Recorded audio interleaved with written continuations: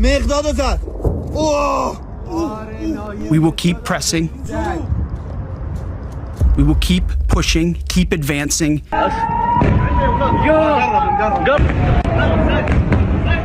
No quarter, no mercy. Let's talk about the single most dramatic naval collapse in modern history, and why it happened faster than almost anyone expected. If you're new here, hit subscribe right now, because we cover stories like this every week. Here's where it all started. The Strait of Hormuz, a narrow 33-kilometer waterway between Iran and Oman, is basically the jugular vein of the global energy supply. Around 20% of the world's oil flows through it every single day. Before this conflict began, between 70 and 80 massive cargo ships transited that strait daily. Iran's leadership looked at that and saw a weapon. Their plan was straightforward and, honestly, pretty calculated. Close the strait, spike oil prices above $100 a barrel, send gas prices through the roof across Europe and the United States, trigger inflation, turn citizens against their own governments. They weren't just thinking about winning a military fight, they were trying to win an economic war from the inside out. For freedom, to seize this moment, to be brave, be bold, be heroic, and take back your country.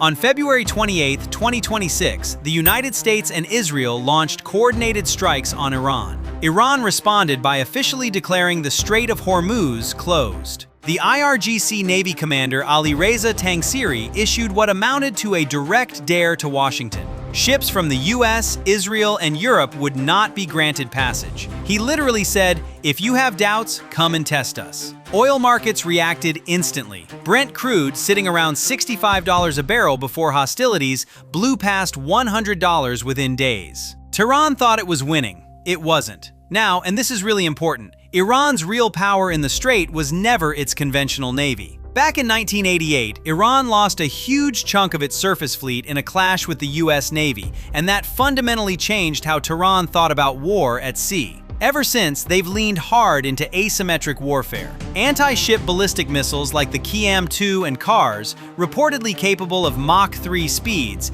hidden in mountain caves. Shahed 136 kamikaze drones launched from underground tunnels. Fast attack boats swarming in the shallow coastal waters. You don't need a billion-dollar destroyer to threaten a supertanker. A swarm of explosive drones costing a few $100,000 can do the job. And they used them. Iran attacked 17 different commercial tankers trying to pass through the strait. 6 large tankers were destroyed or rendered completely unusable. Even a Russian LNG carrier, belonging to Iran's supposed closest ally, got caught in the crossfire.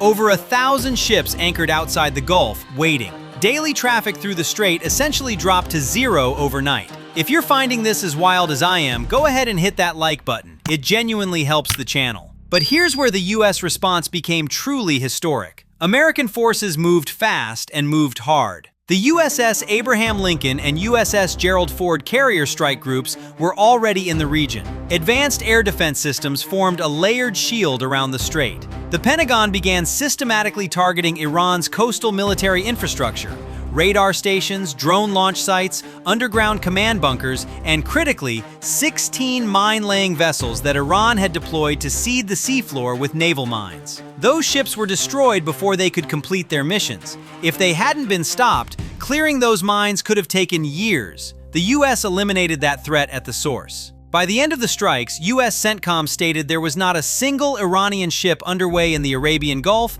the Strait of Hormuz, or the Gulf of Oman. Defense Secretary Pete Hegseth put it bluntly: Iran's navy was combat ineffective, decimated, destroyed, defeated. Roughly 95% of Iran's operational fleet had been neutralized. But here's the part of the story that absolutely nobody saw coming.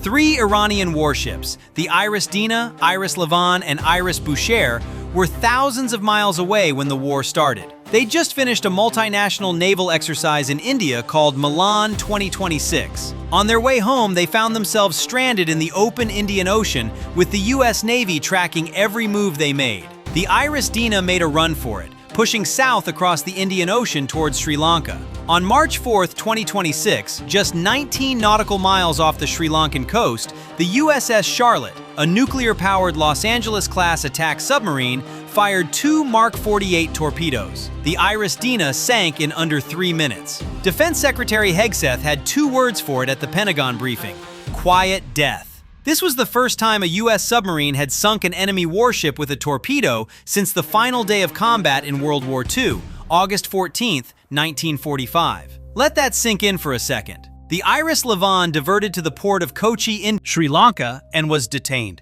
Neither ship made it home. Back in the Strait, the global fallout was severe. War risk insurance premiums for tankers skyrocketed. California gas prices broke $5 per gallon within 2 weeks. President Trump called on China, France, Japan, South Korea, and the UK to send warships and form a coalition to keep the strait open.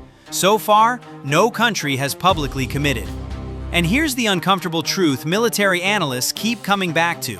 Even with Iran's conventional navy effectively gone, the asymmetric threat, missiles in mountain caves, drones in underground tunnels, fast boats in shallow coastal waters, hasn't disappeared.